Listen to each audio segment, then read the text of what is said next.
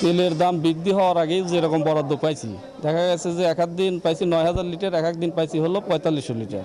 জ্বালানি তেল নিয়ে তেলেশমাতি যেন কাটছেই না।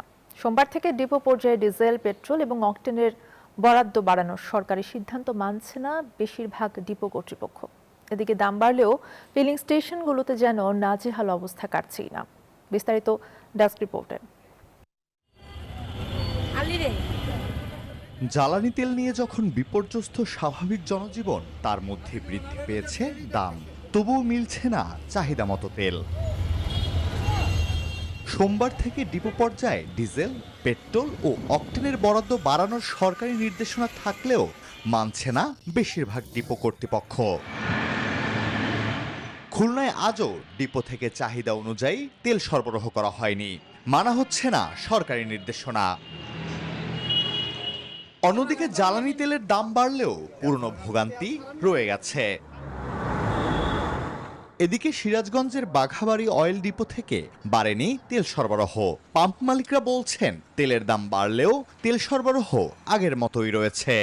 Spanish digital print tiles, ATI tiles, এক টাইলসে জীবন পার।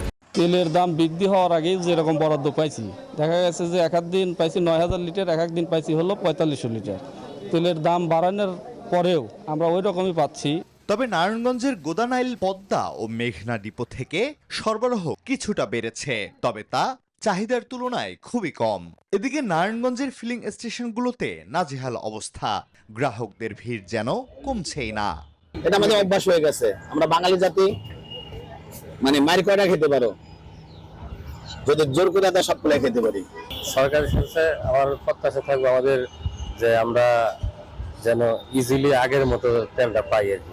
এর আগে রোববার রাতে বাংলাদেশ পেট্রোলিয়াম কর্পোরেশনের বিজ্ঞপ্তিতে জানানো হয়, ডিজেল ও পেট্রোলের সরবরাহ 10% এবং অকটেনের সরবরাহ 20% বৃদ্ধির নির্দেশনা দেয়া হয়েছে। Desk report, news 24।